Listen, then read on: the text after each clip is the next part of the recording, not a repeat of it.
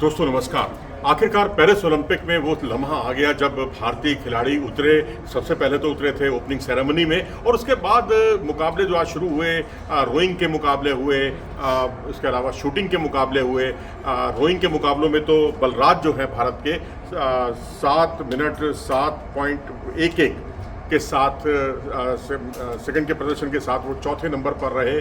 अब उनको रैपिचेज राउंड में उतरना होगा रविवार को, और उसके बाद पता चलेगा। यानी स्वर्ण पदक और रजत पदक की होड़ से वो बाहर हो गए हैं। कांस्य पदक की होड़ में अभी कायम है, बरकरार है। लेकिन वही शूटिंग की अगर हम बात करें तो 10 मीटर एयर राइफल इवेंट जो है, मिक्स्ड टीम इवेंट में भारत के दोनों खिलाड़ी, दोनों जोड़ियां, रमिता और बबूता, रमिता जिंदल और अर्जुन बबूता की जोड़ी जो है छठे स्थान पर रही। यहाँ चौथे नंबर पर आना चाहिए था। चौथे पर आते तो आप मेडल राउंड में पहुंच जाते, लेकिन यहाँ पर 628.7 का ही स्कोर कर पाए, जबकि प्रैक्टिस में ये 630, 632 और तो और 634 तक का स्कोर करते रहे हैं, जो हमें पता चला। लेकिन यहाँ 628.7 का ही स्कोर कर पाए। इससे यह आप अंदाजा लगा सकते हैं कि भारतीय खिलाड़ी, भारतीय निशानेबाज जो पिछले ओलंपिक में मेडल नहीं जीत पाए और उससे पिछली बार भी मेडल नहीं जीत पाए। आखिरी बार 2012 के लंदन ओलंपिक में भारत ने मेडल जीता था शूटिंग की स्पर्धा में, लेकिन यहाँ पर जो है अपना स्वाभाविक प्रदर्शन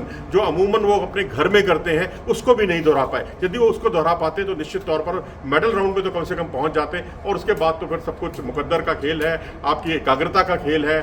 और आप कंसंट्रेशन जितनी आपकी अच्छी रहेगी, जितनी मानसिक दृढ़ता आपकी अच्छी रहेगी, उसमें आप मेडल जीतने में कामयाब हो पाते। लेकिन अब यहाँ पर अब आप देखेंगे कि वो बाहर हुए, उनको छठा स्थान हासिल हुआ।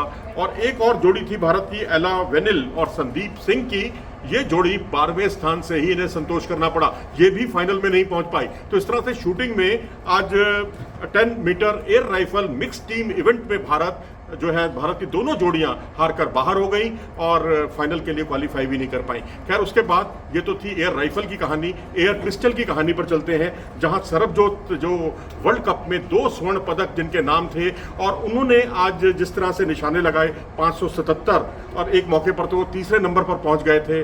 और यदि 1 पॉइंट का और इजाफा करते तो अपने स्कोर में, तो वो दूसरे नंबर पर आ जाते। लेकिन यहाँ वो पहले 8 में भी नहीं आ पाए। यहाँ पहले 9 नंबर पर आने के लिए उन्हें 9वें नंबर पर रहे हैं वो, क्योंकि 8वें और 9वें नंबर के जो खिलाड़ी हैं उनके बीच में मुकाबला टाई रहा। क्योंकि जो नंबर ऑफ जो आपके 10 शूटर्स होते हैं, जो 10 का आप निशाना साधते हैं, वहाँ पर कहीं ना कहीं गड़बड़ी हुई। और अर्जुन सिंह चीमा, वो उनका स्कोर तो और भी खराब रहा और वो बहुत नीचे चले गए।